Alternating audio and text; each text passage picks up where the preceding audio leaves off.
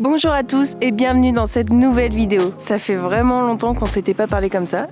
Comme vous voyez, le décor a complètement changé comparé à la dernière fois où on était dans les Rocheuses. Là, ça y est, la neige est avec nous. Et c'est assez incroyable parce que c'est plus flagrant que là où on habite. Nous, on habite en Bretagne. Ici, il y a vraiment deux temps au Canada. Il y a le temps où c'est l'été, où tout le monde sort, tout le monde revit, j'ai l'impression. Et il y a le temps où c'est l'hiver. Et là, tout hiberne. Mais vraiment tout, que ce soit les plantes, les animaux, mais même les êtres humains. Et du coup, on a décidé de faire de même. Donc ça y est, on va passer notre deuxième hiver ici au Canada. L'année dernière, on était arrivé au mois de janvier, donc on avait quand même passé un bon début d'hiver. Mais là, on commence vraiment du début. Et ça y est, on recommence à déneiger. Et ça, c'est plutôt dur. Comme on ne peut pas vivre dans notre van, on a décidé de reprendre le Workaway pour l'hiver. On devrait reprendre la route en avril, je pense, si la neige a décidé de nous laisser repartir.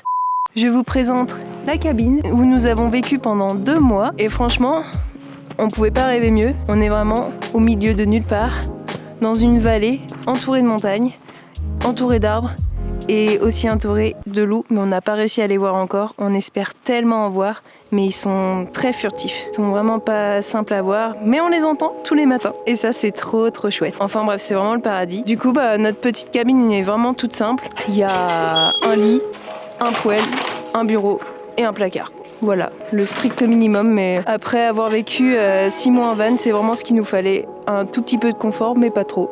C'est juste ce qu'il faut. Maintenant, on adore ça. Se réveiller tous les matins ici, on est plutôt heureux.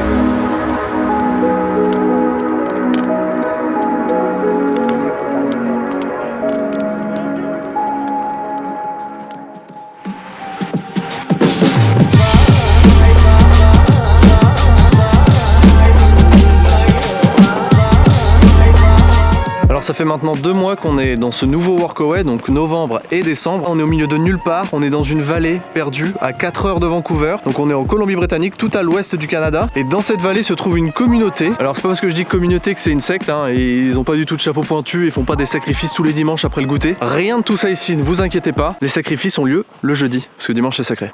La communauté dans laquelle nous sommes existe depuis environ 25-30 ans. Il y a en moyenne 50 habitants dans la communauté. Il y a aussi bien des enfants que des personnes âgées. Donc il y a 3 générations en tout qui vivent dans cette communauté. La première génération qui a construit cette communauté. Et puis maintenant il y a vraiment des enfants très jeunes. Il y a des enfants de 4, il y a même des bébés qui sont là. Donc ça se renouvelle, c'est très bien. Et ce qui est de particularité avec cette communauté, c'est que c'est une communauté off-grid. Donc off-grid, c'est en gros hors réseau. Donc électricité aux panneaux solaires. Ils utilisent aussi des turbines hydrauliques pour créer l'électricité. Ils puisent leur eau directement dans la montagne, parce que là on est dans une vallée, donc coincé entre 2 montagnes, donc il y a des sources d'eau, ils puisent leur eau directement là-dedans. Il y a des maisons vraiment de tout type. Il peut y avoir des maisons en bois, des maisons avec de l'isolation à la paille, il y a des yurts, il y a vraiment tout type de maisons.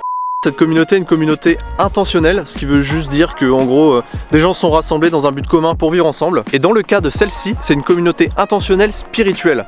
C'est une communauté Hare Krishna, donc je sais pas s'il y a des gens qui savent ce que c'est, mais en gros ils vénèrent un dieu indien qui s'appelle Krishna. Donc c'est une religion, une spiritualité venue d'Inde. Et du coup toute la communauté ici c'est un gros mélange de culture indienne et canadienne. Du coup on a baigné là-dedans pendant 2 mois. Donc on ne va pas parler de l'aspect spirituel parce qu'on n'a pas envie de dire de conneries, on s'y connaît pas du tout assez. Mais on va seulement vous montrer des images de la communauté, et du coup il y aura des petites parts d'Inde quoi. C'est un mélange de cultures, donc vous verrez bien.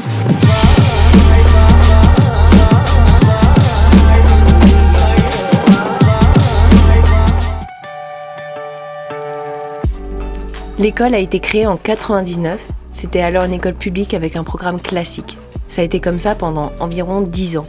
Et en 2009, c'est devenu une école privée avec un programme équivalent à une école normale, sauf qu'ils l'aménagent avec d'autres cours. Il est vraiment adapté à leur vie off-grid et à leur religion, c'est-à-dire qu'ils font du yoga, de la musique, de la cuisine, du bricolage, et j'en passe. À l'heure actuelle, il y a 17 enfants âgés de 2 à 17 ans.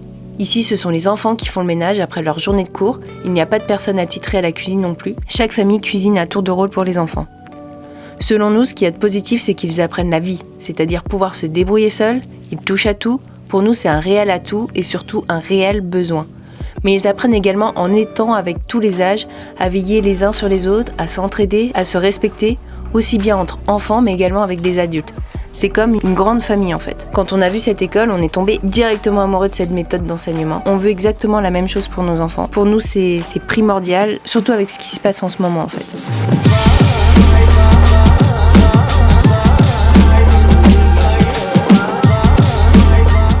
Vous allez pas le croire, mais il s'est passé un truc de fou. On s'est réveillé un matin, la veille il y avait de la neige, il faisait froid, c'était l'hiver, et là tout d'un coup, il fait 10 degrés. Et on a même été téléporté à un autre endroit, dis donc. Et on est en février, alors que la vidéo... Non, en fait, on n'a pas pris le temps de le faire, du coup on le fait là. Il n'y a plus de neige du tout, on est sur la côte ouest. On vous en parlera dans une autre vidéo, on a du retard, mais c'est pas grave, c'est pas le sujet. Aujourd'hui, le sujet, c'est la vie off-grid et en communauté. Qu'est-ce qu'on a retenu de ces 2 mois passés dans cette communauté et en vivant hors réseau? On va vous dire ça tout de suite, après la pub. Alors déjà, vivre hors réseau, ça prend plusieurs choses en compte. Ça veut dire qu'on est complètement coupé de la société, coupé des services que tout le monde a d'habitude. Ce qui veut dire que les routes au sein de la communauté, c'est eux qui les créent. Donc c'est-à-dire que c'est aussi eux qui sont en charge de l'entretien de ces routes, ouais. Donc déneiger, les réparer. Si jamais il y a des trous, les réparer. Et j'ai remarqué qu'aussi près de l'école, ils ont fait un espèce de, au lieu que ce soit un dos d'âne, c'est un creux d'âne, pour que les voitures roulent moins vite. Et je pense que c'était fait exprès. Ils doivent aussi faire la signalisation qu'ils doivent payer. Vivre off-grid, c'est du coup avoir de l'énergie, pas par EDF, pas par GDF, c'est l'électricité des panneaux solaires, c'est l'électricité de la turbine. Ça veut dire qu'il faut entretenir ces systèmes-là. Et l'aspect qu'on a trouvé vraiment le plus cool dans cette communauté, c'est pas du tout l'aspect hors réseau, c'est l'aspect communauté. C'est vraiment cool parce que c'est vraiment une société dans la société. Là, ils étaient une 50aine d'habitants. C'est pas une grosse communauté, mais c'est assez pour faire des choses, pour créer des choses. Donc tu peux très bien avoir des projets personnels, on peut tous avoir, mais tu as aussi des projets communautaires, donc tu peux partager des projets avec d'autres gens de la communauté. Et le fait d'être à plusieurs, comme ça permet aussi de partager toutes les compétences de tout le monde. Donc dès que quelqu'un a une compétence particulière, il peut l'apprendre aux autres. Le partage est très important et très présent. Et ce qui est vraiment chouette, c'est que, comme le disait Arthur, c'est que chacun arrive avec ses propres compétences, avec ses propres idées, ses propres envies. Ça peut faire participer toute la communauté, ça peut amener d'autres personnes à apprendre et à aimer du coup ce qui a été proposé. Du coup, je trouve ça super intéressant et ça ouvre l'esprit de tout le monde, je trouve en fait. Un aspect cool, c'est que, entre guillemets, tu fais partie de la communauté, donc tu as autant ton mot à dire que n'importe qui dans la communauté. Tu peux faire évoluer cette communauté dans le bon sens. Tu la vois grandir, tu la vois se modifier. C'est hyper cool de ce point de vue-là, parce que quand tu es dans une grande ville et tout, tu peux faire partie d'associations, faire partie de petits événements, mais là, c'est vraiment ta petite ville, quoi. C'est ton petit truc. Après, il y a aussi des aspects négatifs, donc comme partout, le nombre pourrait être un aspect négatif. Dans l'école, ils sont 17, ce qui fait que les enfants ont un cercle social très fermé. Pour la construction des enfants, je pense que c'est pas le mieux d'avoir un cercle social si petit. Par exemple, la famille où on était, il y avait un petit garçon et une petite fille. Et le petit garçon, il n'y a pas de garçon de son âge dans la communauté. Il y a des avantages et des inconvénients, je pense. Parce que du coup, en vivant en petit comité, du coup, c'est comme une famille. Ah oui, et il y a plus d'entraide. Je pense que les enfants sont moins gênés de faire certaines choses avec les autres. Les liens sont vraiment plus forts et les plus grands peuvent montrer aux plus petits. À défaut de gagner de l'argent, ton temps à toi est peut-être un peu plus réduit parce qu'il y a énormément de choses à faire. T'as moins besoin de travailler pour gagner de l'argent, mais en même temps, t'as moins besoin d'argent, mais t'as besoin de plus de travailler chez toi, autour de chez toi, parce qu'il y a plus de choses à faire, donc c'est une balance différente. Mais je pense que c'est plus bénéfique, parce que c'est quelque chose pour toi. C'est quelque chose que tu fais, que tu crées, tu mets tout ton cœur, t'es plus heureux, t'es plus fier, ça va te servir à toi. Oui. C'est beaucoup plus humain que de vivre dans une ville. On en parlait avec la famille où on était. Ils disaient que par exemple, tu peux très bien habiter dans un immeuble en ville et jamais connaître tes voisins, jamais partager avec eux, alors que là t'es pas obligé, mais c'est le but quoi. En parlant des bénéfices de cette vie-là aussi, c'est le contact avec la nature, parce que là, vraiment en pleine nature. Ta vie dehors était vraiment très très proche de la nature. On entendait des loups, nous, tous les matins, comme on vous l'a dit. Chaque matin, un lever de soleil magnifique sur les montagnes. Le paysage était trop beau, quoi. Ouais, tu sens que là, ça fait du bien d'être de retour aux sources, un peu d'être dans la nature, là où on est fait pour vivre, entre guillemets, et ça fait du bien de voir ce paysage, d'entendre ces sons, ces odeurs.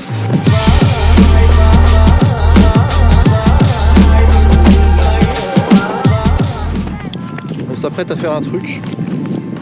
Je sais pas si j'en ai très envie, mais on va le faire quand même. Au Canada, il y a des sources chaudes, il y a des gens qui se baignent dans les sources chaudes au milieu de la neige, c'est trop bien et tout.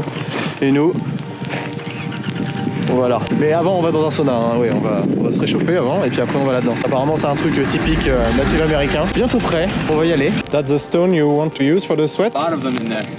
How do you carry them? Yeah.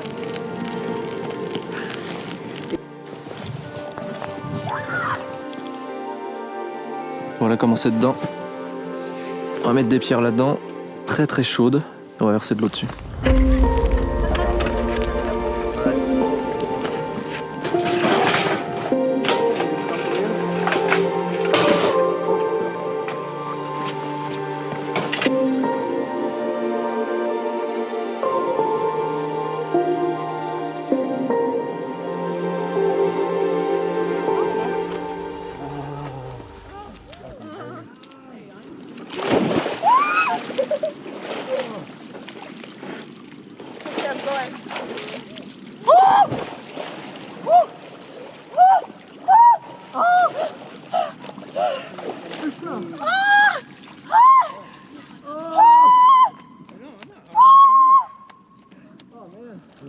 Guys, that was a rough one.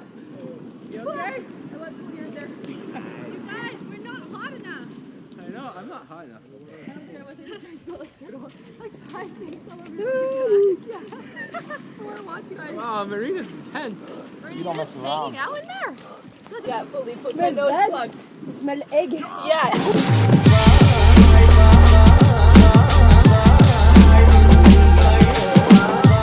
Notre workaway ici touche à sa fin. On peut maintenant faire un espèce de petit bilan de ce qu'on a vécu ici. Alors déjà c'était une communauté hors réseau mais pas du tout hors confort. Enfin, ça dépend vraiment des gens, hein. Tu peux très bien vivre hors réseau avec toute la modernité que tout le monde a finalement. Ou tu peux très bien vivre dans une yourte avec un sol en terre battue, juste un poêle à bois et puis un lit. Oui, c'est vrai que là c'est complètement différent de la communauté où on avait vécu en début d'année, l'année dernière du coup. Où là c'était vraiment plus précaire. Là on a l'eau courante, on a l'électricité comme on veut quoi. Donc vivre hors réseau ne signifie pas vivre en ermite. Et on aura passé du coup vraiment 2 mois incroyables. Normalement ici on devait passer que 1 mois et on devait être dans un autre workaway pour les fêtes. Finalement ça s'est passé tout autrement, le workaway s'est annulé. Et donc au final c'était plutôt chouette parce que c'était un Noël complètement différent de ce qu'on pensait. Ça nous tenait vraiment à cœur de passer les fêtes en famille. Essayer d'éviter de penser à notre famille pendant qu'on faisait le Noël ici. Donc là c'était le cas, on était assez occupés pour ne pas trop y penser. Et du coup, à part faire les fêtes ici, que ce soit très bien passé, c'était aussi très cool de vivre avec ce mélange de culture indienne, canadienne. On a beaucoup mangé de plats indiens. On a aussi appris pas mal en termes de spiritualité et puis de la religion qui se pratique ici. Donc c'était vraiment très intéressant. On a participé aussi à des méditations chantées, plein d'expériences différentes, plein de rencontres incroyables. On a aussi énormément profité de vivre plein de chouettes choses avec la communauté. Donc on a fait du sport, on a fait de la luge, Des jeux de société, on a fait du patin à glace sur des lacs gelés. du hockey. C'était vraiment super cool et très chouette et du coup on était très bien intégrés et on aurait voulu encore plus vivre de choses. Ouais, c'est le genre d'endroit, ça va nous faire mal de le quitter parce que c'est vraiment t'as envie de vivre là toute l'année quoi. Rester avec les gens qui sont là, continuer à faire des trucs avec eux.